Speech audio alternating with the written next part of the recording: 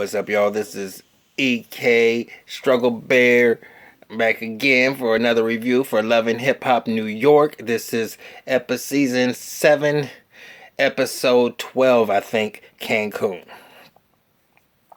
Look, y'all, I'm doing this on my phone once again. Y'all know that I'm not using my laptop right now because of the sound. I am so proud of my channel, right? I picked up about 8 subscribers this week. I mean, within the last 5 days, and I appreciate all the new people who are joining. Please, if you're watching this, please subscribe, please like, comment. Tell me what I can do better.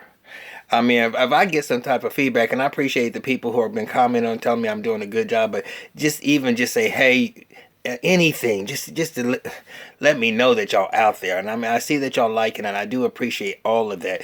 But I just need some more subscribers, and I want this channel to grow. But anyway, this episode of Love and Hip Hop New York is called Cancun. Not too much to this motherfucking episode. I'm gonna get the little bum bitch shit out the motherfucking way. I'm gonna start off with the Creep Squad telling Self. Peter Guns and Rich Dollars telling Self, well, Cisco's back in. We didn't forgave him, and everything is all good. And I mean, you gonna have to get past it. If Peter can let him forgive him, and I forgive him, y'all gonna have to squash that motherfucker. You gonna have to dead it because he's back in. Now, number one, we just gonna keep this motherfucking goddamn real. I'm not gonna cuss throughout this whole thing. Self, how you gonna kick somebody out the Creep Squad? When was you even inducted into it? I never knew that bitch ass niggas could be a part of a Creep Squad. I don't even see, even though whatever Mona's doing by having you like be the ladies' man or whatever, I can't see nobody falling all over you, Self. And if it is, it's just because of who you are and that those thirsty ass bitches want you. But you ain't no motherfucking player. So if there's no way in the world, there ain't no way in the world that somebody's gonna be dropping their panties for you to where you like. I mean, Cisco got that motherfucking body. Cisco got that little flair. Peter Guns, and Rich Dollars, they done. I don't know how they were ex-Creep Squads, I guess. I mean, they used to be messy boots and do some messy shit, but right now they ain't. Nobody ain't wanting no motherfucking dusty asses. Ain't no motherfucking. They ain't sitting there go flocking where Self is bringing all these bitches around for the guy. They ain't knocking nobody down. I mean, their old asses are going home and going to sleep and whatever the case may be. They done and tired. But how you gonna come into a squad that you really wasn't even a part of because you never really was no real true. I don't even consider you no creep. So anyway, he said, well, I tell you what, tell Cisco to bring his favorite whip, his best whip. I'm going to bring my best whip, and we going to death this situation. I said, that sounds cool. That sounds cool. So later on in the whole episode,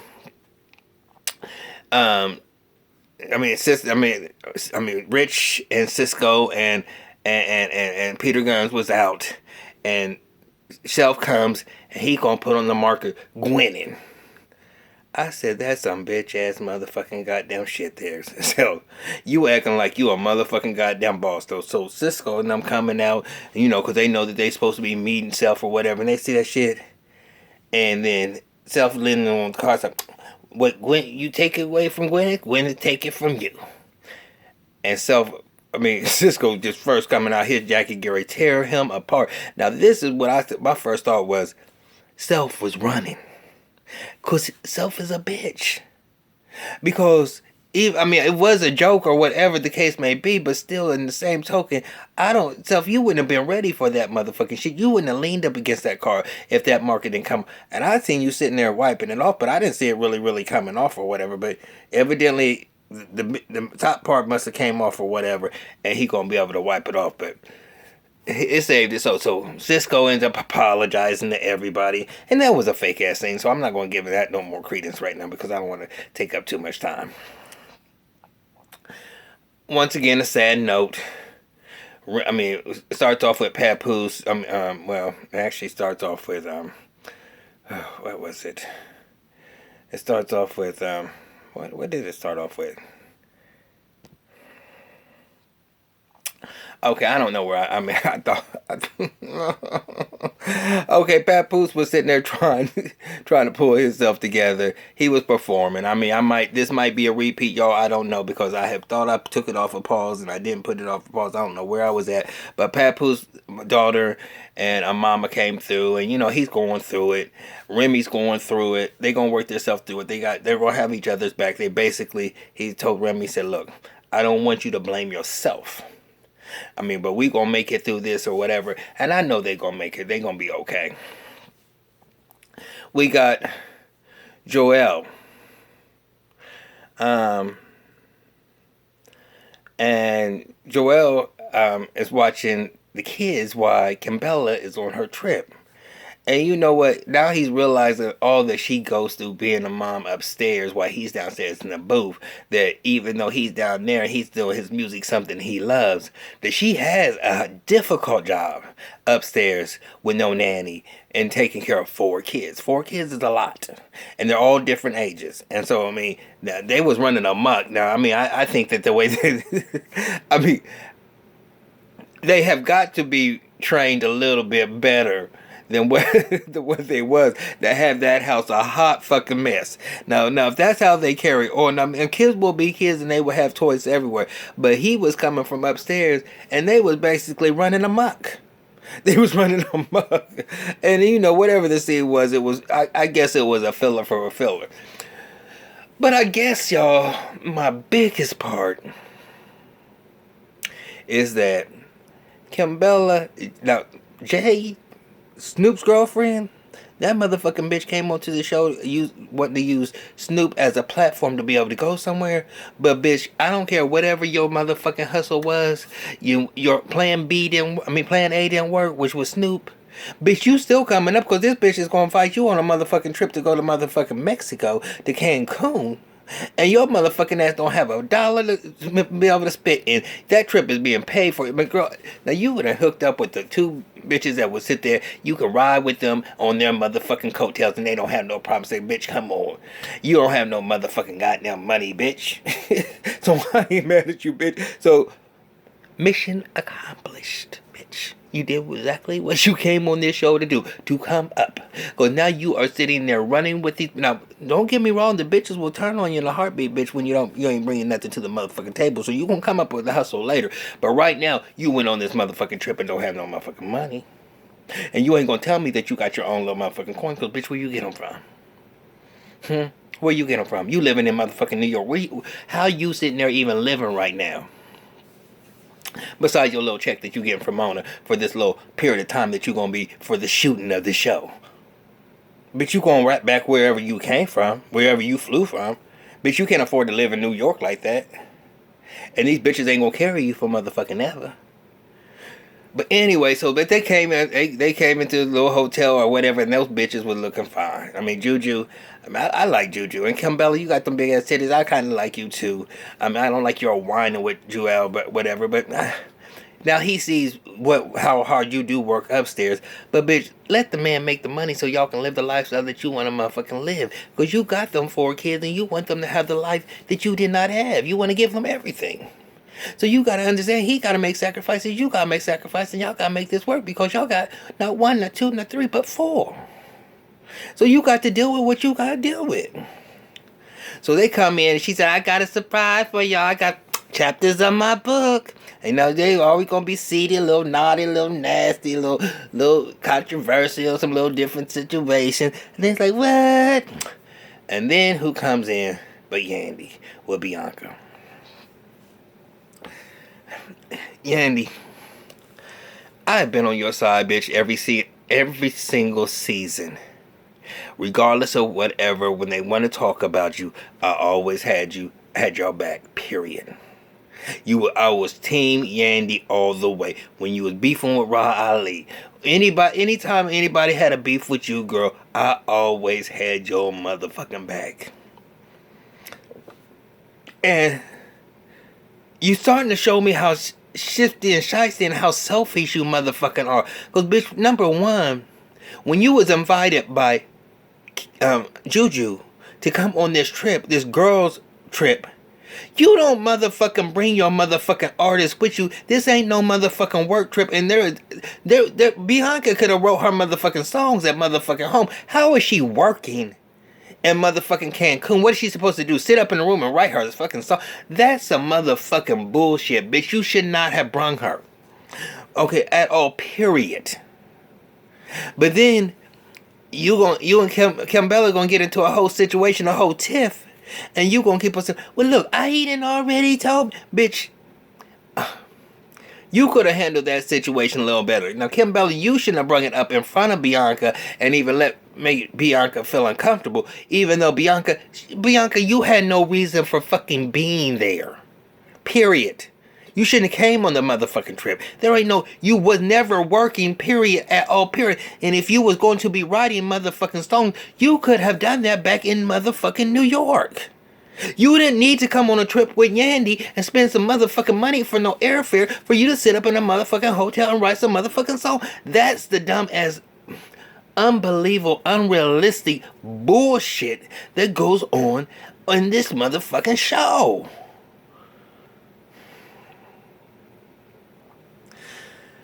I can't say it enough time, y'all, about how dumb and stupid this motherfucking shit can be sometime on this show. I mean, is it just me?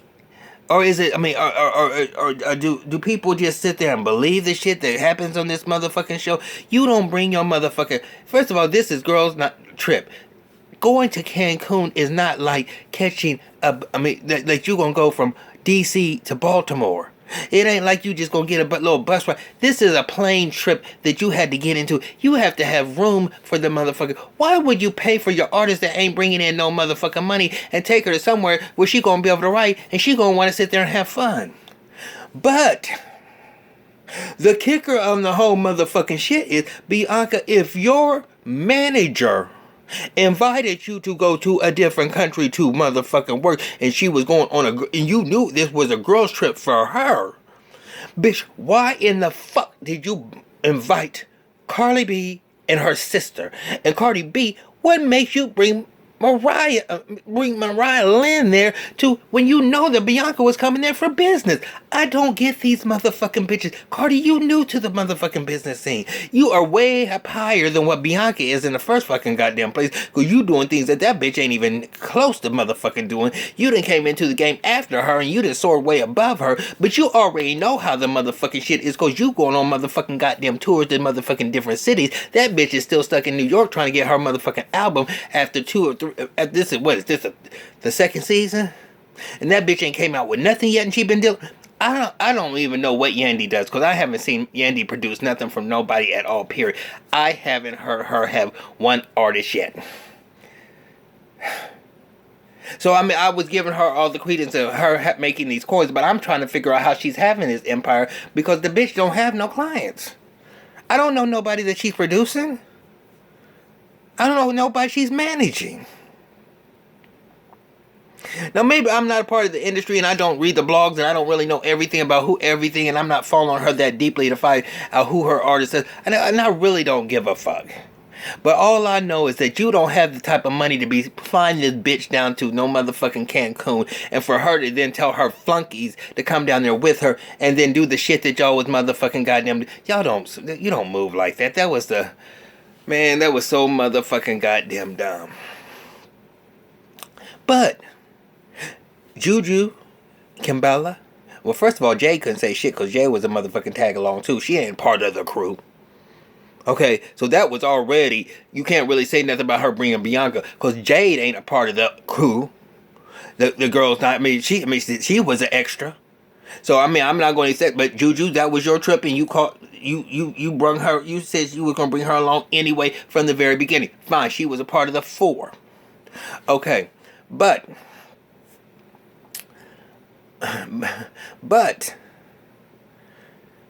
Bianca, you don't tell Cardi B to invite her to say, won't you come on down there, bitch? You don't do that motherfucking goddamn shit. Especially when it's not on your motherfucking dime, bitch, because you don't have no motherfucking money to go down there in the first place. And why would you just pay to go down there when you could have saved your coins, a few little coins that you motherfucking have, to stay in motherfucking New York? And then you gonna have the nerve to be up, and then when she seen you twerking up in the motherfucking club, and her and Jay come in there, come into the club, and then they gonna come over. She said, "Well, this don't seem like you working to me," and you gonna get all sentimental and start crying, bitch.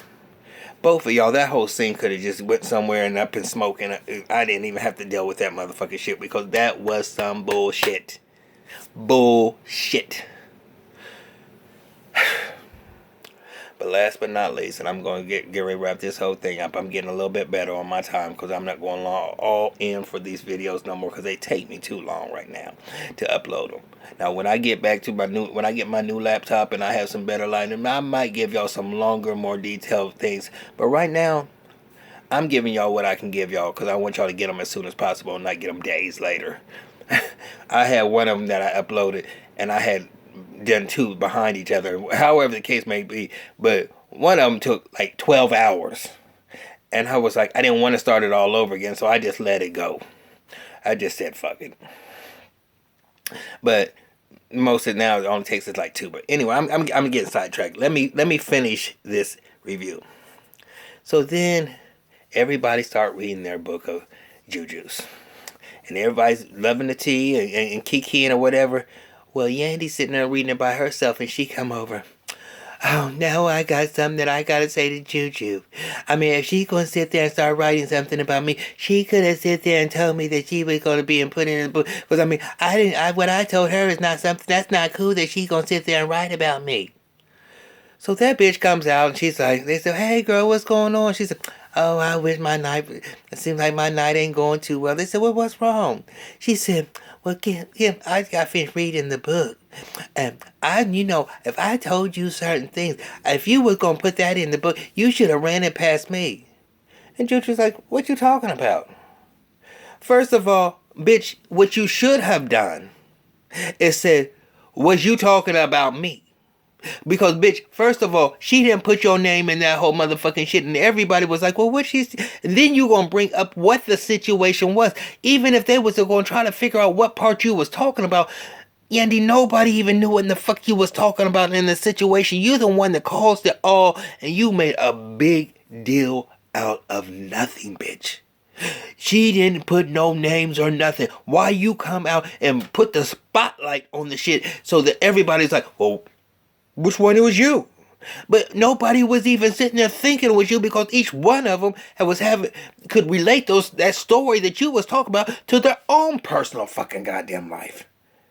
And you acting like your situation is the only situation that somebody could be able to relate that to. Oh, none of that shit there had... How anybody gonna sit there and know that she was talking about Samantha and them was doing it? You was some dumb ass bitch and you didn't even have to say nothing about that. That's it. That's all. Yandy, you getting on my fucking nerves now. Now I'm not gonna defend you with Samantha. I'm not gonna defend you on anything. Cause first of all, bitch, I don't like how you motherfucking move and you getting the fuck on my nerves, bitch. And I can't wait to see what happens, motherfucking next week. Anyway, y'all, I'm up out of this bitch and I will talk y'all later. Thank you.